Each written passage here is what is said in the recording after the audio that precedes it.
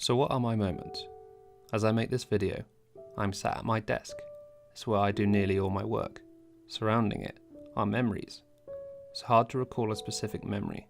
However, on this wall alone, I have plenty to choose from my short films, to a festival last summer, to the flight tickets from when I went to America for my 21st birthday, and the sights that we saw, to actual cinema tickets from the films I have seen with my friends, and to pictures of my family, one of my sister, in teaching her the power of smouldering intensity, and to my dog Daisy, because why not?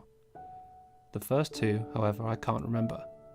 That being said, when looking at my mum making me laugh, and my dad too, I can't help but feel an overwhelming sense of joy and happiness.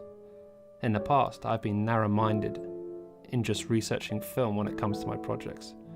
However, with this video, I aim to broaden my mind to different forms of art through the key theme of memory. If we look at different forms of art and artists, how do they use memory? And what emotions do they evoke? Marc Chagall has been known for creating works in virtually every artistic format. However, his early work dealt specifically with memory. The work he produced in Paris blended the landmarks of the industrialized metropolis with his recollections of life back home. He states that not 1 centimetre of his work is free from nostalgia.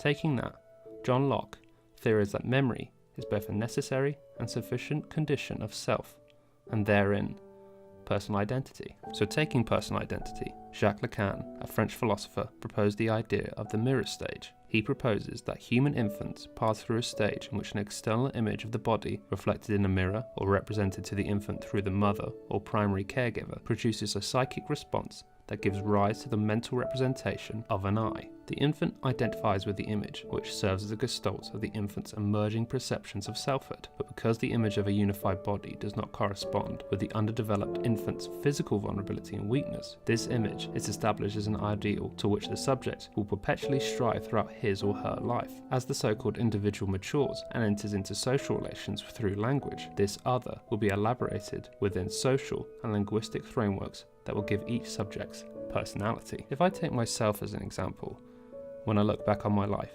specific moments from when I was at school stick out. I did not like school. However, I have fond memories of specific moments. They made me who I am. I would not be here today without them. They make me feel happy. They make me laugh. They might even make me cringe.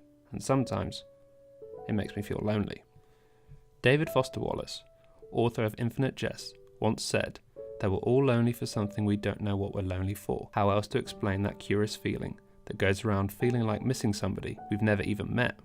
This quote by David Foster Wallace is what leads the thinking behind my aim within my final year project. It's called The Night We Met. It's centered around the choices that we make, specifically the choice of an old man at a train station who regretted never speaking to a girl at a school dance, and the man he meets who has run away from his wedding. They meet and discuss in real time the consequences of regret and memory. Author Daphne du Maurier famously said, "If there only could be an invention that bottled up a memory like scent, and it never faded, and it never got stale, and then, when wanted, the bottle could be uncorked, and it would be like living that moment all over again." That being said, all this talk of memory and personal identity, we have yet to discuss what memory is. Why is it important? In its definition, it is a faculty for which the mind stores and remembers information. We cannot recall our memories, only specific moments. So when I deal with memory within my short film, it's about the man's recollection of a school dance. It's that of a memory for which he recalls of a moment that has defined his life. It's not reliable. It's a fake memory for which he wishes was real. But can you make fake memories? Harold Pinter created a play entitled Old Times, which focuses on that very idea. He was recording a saying when discussing the play, "The past is what you remember. Imagine you remember, convince yourself you remember, or pretend you remember." In society, we've been fed false memories, just in passing, images from history and how they are perceived. However, if we look at these examples, we have been fooled, such as Stalin's vanishing commissar, Benito Mussolini's vanishing horse trainer, the vanishing watch from when the Soviet Union took Berlin, the margining of photos, a failing rocket, and adding in a general. We believe what we want to believe. Our memory, for the most part, is personal. Everyone remembers things differently.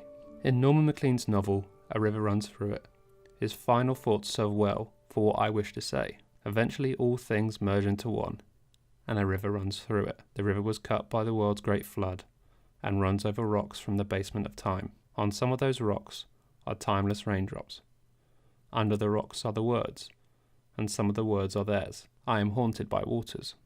I am roughly 8 months away from finishing university, and I aim to have this film as a final statement from myself before I enter the real world. This film may just become a distant memory. It may become a stepping stone for later life, or it may not even work, but it's just a thought. For the memory